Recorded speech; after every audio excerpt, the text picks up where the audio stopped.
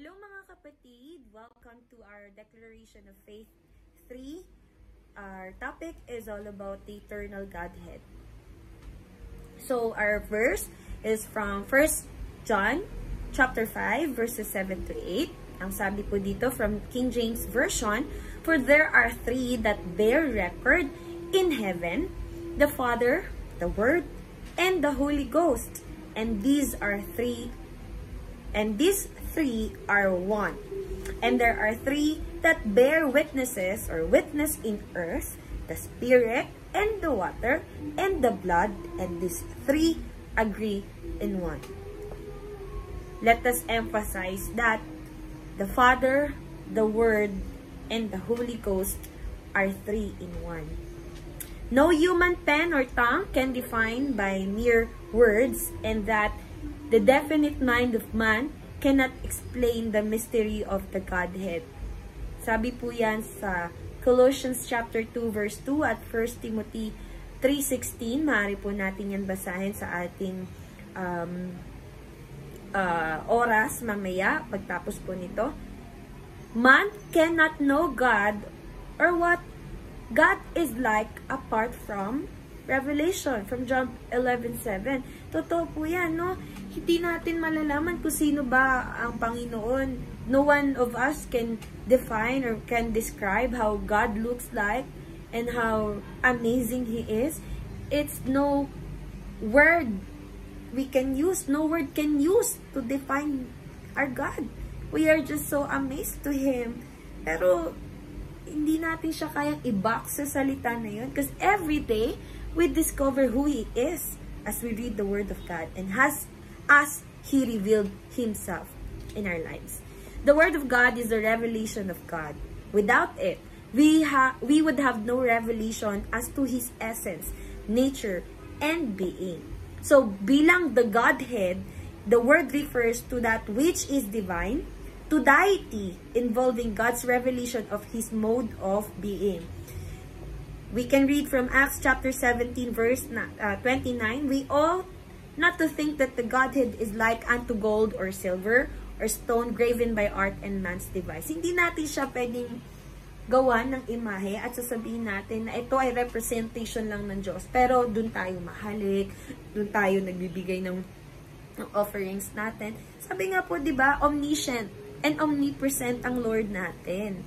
It is not also the Son. It is not also the nature.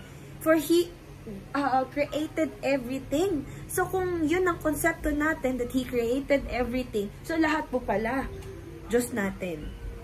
You know what I mean po, mga kapatid? So, we can just go directly to God. Ano po ang daan patungo doon? Ang Panginoong Jesus. At paano tayo talagang makakakonekta sa Panginoong Jesus? Pananampalataya, mga kapatid. In Colossians 2, chapter 9, "For in Christ all the fullness of the deity lives in bodily form." Kaya nga po, bago pumunta ang Panginoong Jesus sa righteous hand ng Diyos Ama, diba? Pinangako niya at ibinigay sa atin ang banal na spirito na siya ngayon ang kasama natin sa lupang ito. Grabe, napaka-loving ng ating Diyos na hindi tayo papabayaan kahit anong mangyari po sa ating buhay. The Bible revealed that in the eternal Godhead, there are three which are spoken of us, the Father, the Son, and the Holy Spirit.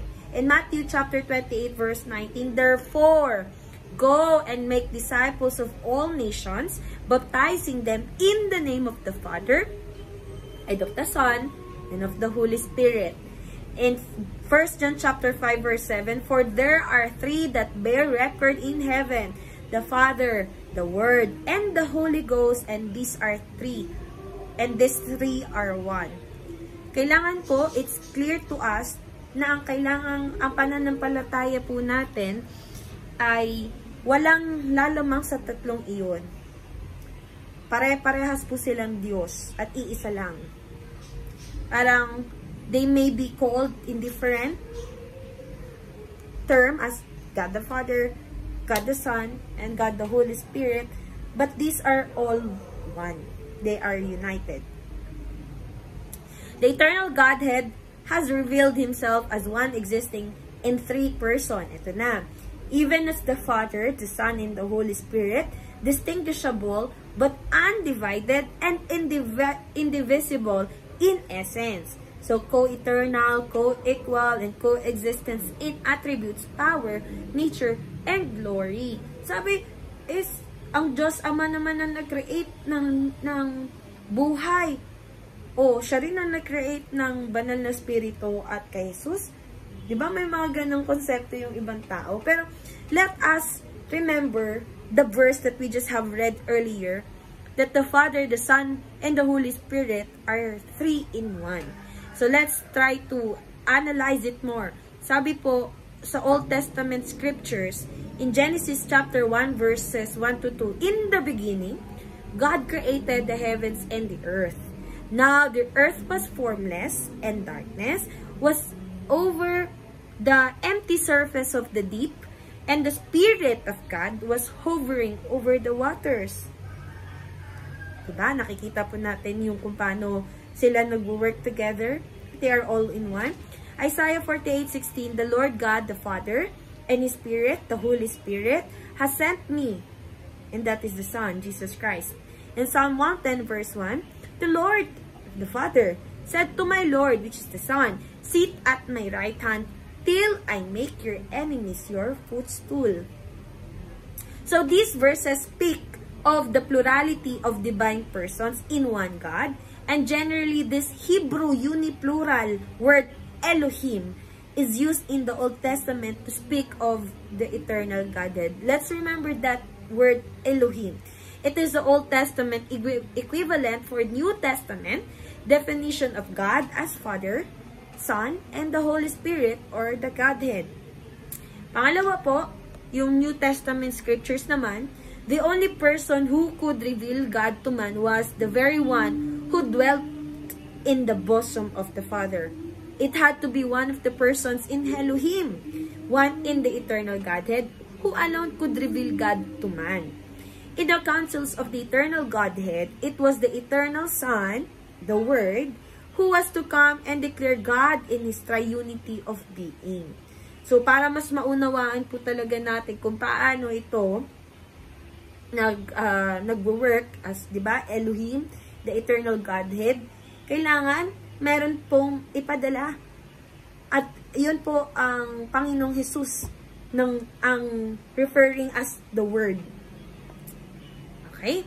So, we can read these passages which show the distinction in the Godhead as Father, Son, and the Holy Spirit. Matthew 3:16-17, Matthew 28:19, John 14:16-17, Ephesians 4:4-6, 1 John 5:7 and 8 na chapters, and then Revelation chapters 4-5. And then, we have the eternal characteristics of the Godhead. So, una dyan, the characteristics of the Father, first person in mode of operation. So, the first cause, the source, the beginning, the commencement, the fountainhead of all wisdom. That's the characteristic of our Father. So, what is the foundation of our redemption? It is from John chapter 3, verse 16. For God so loved the world that He gave His only begotten Son, that whoever believes in Him shall not perish, but have everlasting life. So, we have Father who really showed us kung paano talaga siya maging Ama by sending His Son. So, the covenant maker and the keeper. We have the architect, designer, controller, sustainer, the light, the life, and the love. That is our Father. And then the characteristics of the Son, we have the second person in the mode of operation for the purpose of redemption. So, He is the eternal Word, which is from John chapter 1, verses 1-3. We have the mediator between God and man. Kaya nga siya is considered as the way, the truth, and the life. And the intercessor, the advocate, the only begotten Son, the fullness of the Godhead bodily in human form. Kailangan may magkatawang tao. And it happened. He is the Word. He is the promise of the Father. So that is from Colossians chapter 1, verse 19, and then chapter 2, verse 9.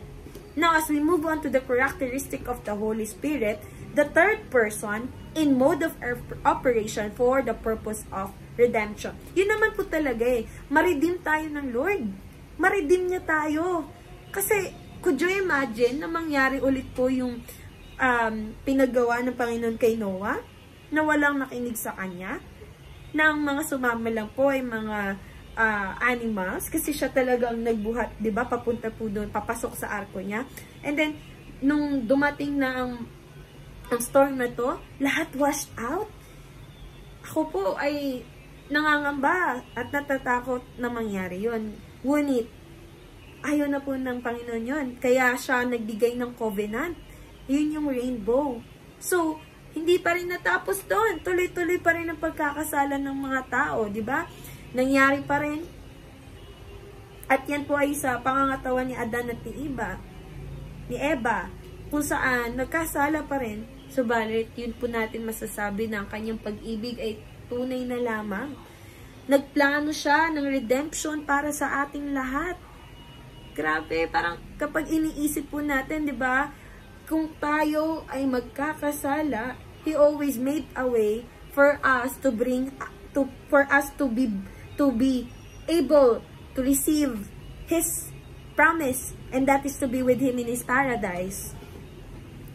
Ayaw niya eh. Ayaw niya na mangyari yun sa atin, na mapunta lang tayo sa impyerno at mag-suffer for the rest of our life.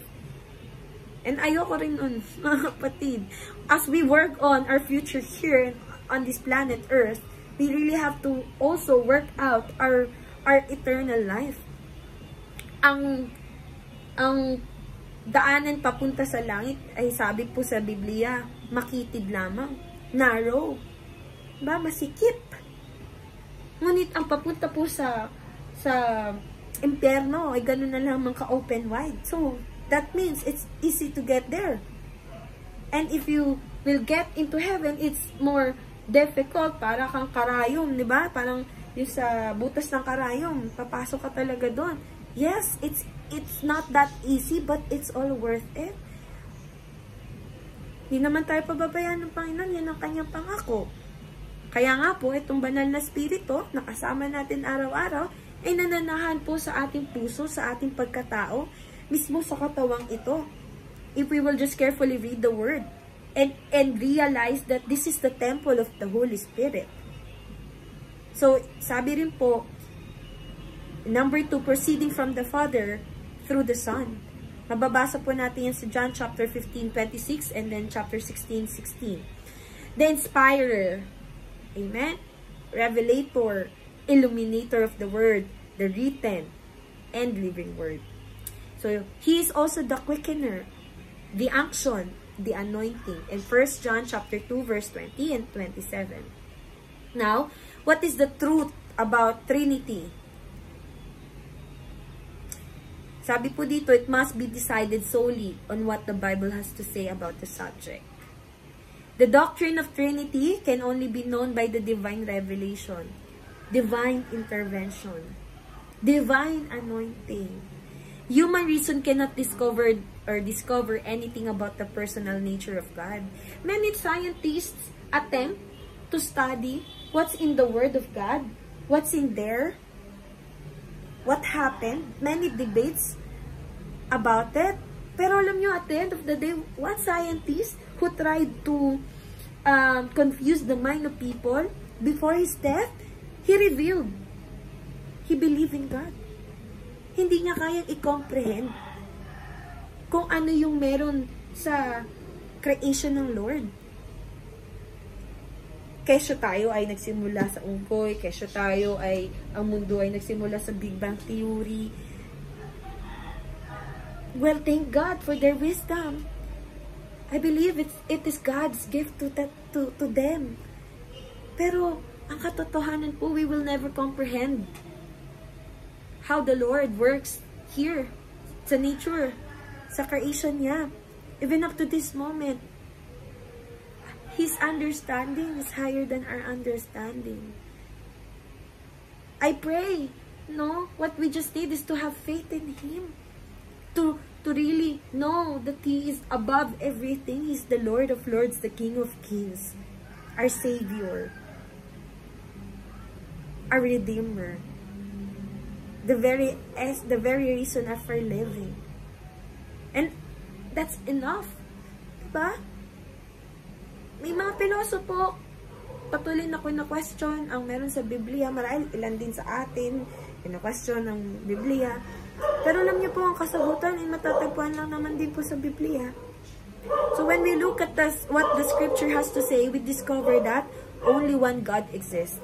There are 3 distinct persons in the New Testament, the Father, the Son, and the Holy Spirit. And each of them, or each of these 3 distinct persons is called God. They are all God. God the Father, God the Son, and God the Holy Spirit. Therefore, the 3 distinct persons must be one God.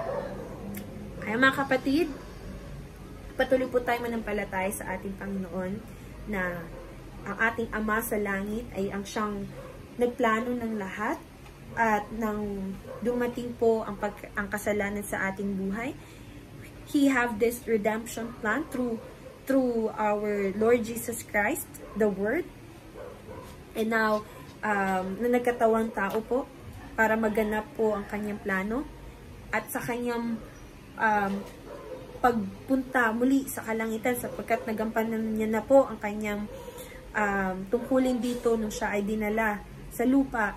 Ang kasama po natin ngayon ang banal na Espiritu at tayo yung nagpapatuloy po until His second coming. He will come to save us. Kaya nga po, hanggat hindi siya dumadating, ang kasama po natin ngayon ay ang banal na Espiritu. Yakapin po natin ang katotohanan na yun. Again, maraming salamat mga kapatid. God bless you all.